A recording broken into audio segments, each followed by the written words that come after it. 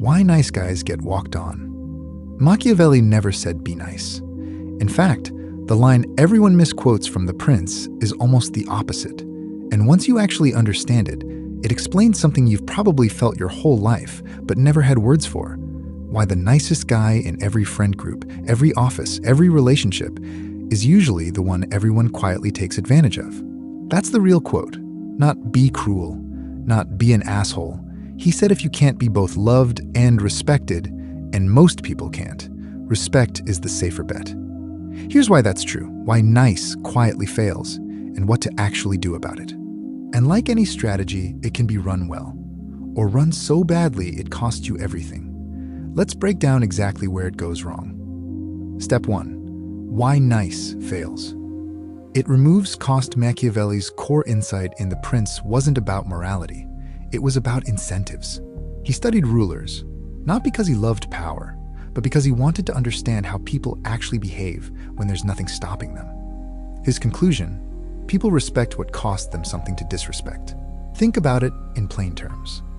If a man has no boundaries, if there's no real consequence for showing up late, for canceling plans, for taking him for granted, then there's no reason not to do those things. It's not that people are evil, it's that humans, left unchecked, will take the path of least resistance. If being inconsiderate toward you is free, people will be inconsiderate. Not out of malice, out of math. This is why nice guys, the ones without edges, without limits, without a clear no, get walked on. Not because people hate them, because there's no cost to walking on them. Example, think about the guy who always says yes. Yes to covering someone's shift. Yes to lending money he doesn't get back.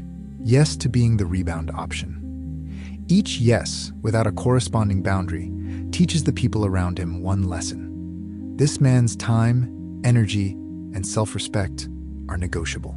Machiavelli would say, that's not bad luck. That's a predictable outcome of an unprotected position. Step 2. Separate kind from conflict avoidant. Here's where most men get confused, and it's the single most important distinction in this whole video. Kindness is a value. It's a choice you make because you believe in treating people well. It comes from strength. You could act otherwise, but you choose not to. Conflict avoidance is fear wearing kindness as a costume. It's not a choice, it's a reflex. You're not being nice when you don't speak up. You're avoiding the discomfort of confrontation and calling it a virtue after the fact so it doesn't feel like weakness. Machiavelli spent a lot of time in The Prince talking about perception versus reality, how a ruler is judged by what people see, not what's actually happening internally. Apply that here. From the outside, kindness and conflict avoidance look identical. Someone agreeing, smiling, going along with things. But internally, one comes from confidence and one comes from fear, and other people can feel the difference, even if they can't name it. Ask yourself honestly, when you let something slide, a disrespectful comment, a broken promise, a boundary crossed, is it because you've decided it doesn't matter? Or is it because addressing it feels too uncomfortable, too risky, too much like conflict? If it's the second one, that's not kindness, that's avoidance. And people, especially people who benefit from your avoidance, pick up on it fast.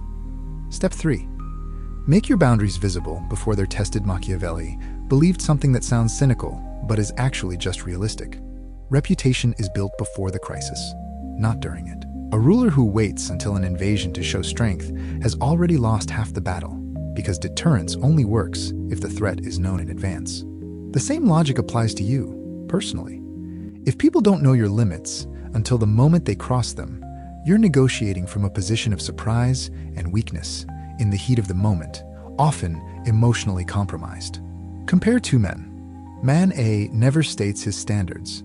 He just quietly resents things when they happen, then either explodes or absorbs it silently. Man B is upfront, early, and calmly about what he will and won't accept, in how he communicates, what he expects in return, what he walk away from. Man B gets tested less. Not because people are scared of him, but because the cost of crossing him is already priced in before anyone tries. This is the entire logic behind deterrence in Machiavelli's political theory, and it applies just as much to dating, friendships, and work. Practical version. This doesn't mean announcing a list of rules.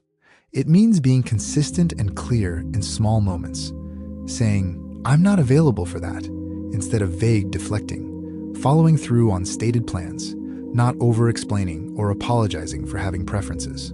Over time, that consistency becomes your reputation. Step 4. Let consequences be real, not threatened.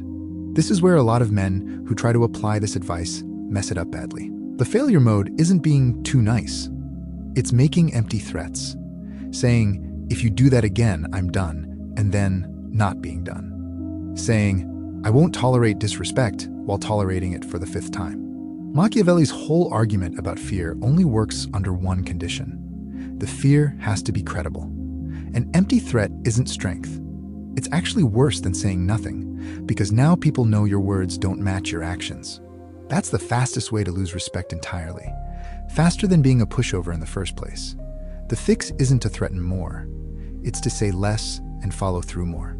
Don't announce consequences dramatically. Just quietly enforce them. If you say you're not available Friday, don't cave the 3rd time someone asks. If a relationship crosses a real boundary, the consequence isn't a lecture. It's a change in behavior that actually happens. People don't calibrate based on what you say you'll do.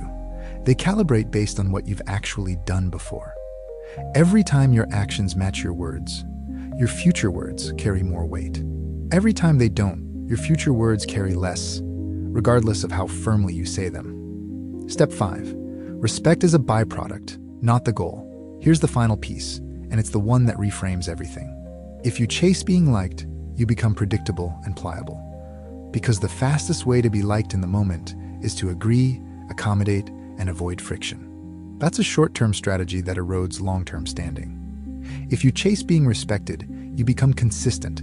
And consistency is what actually earns trust over time, even if it's less immediately comfortable. Machiavelli's insight wasn't, "Don't care what people think." It was, "Stop optimizing for the emotion of the moment and start optimizing for your position over time." A ruler who only cared about being loved in the short term made decisions that weakened the state long term. A man who only cares about being liked in each individual interaction ends up in the same position, weaker overall, even if each individual moment felt fine.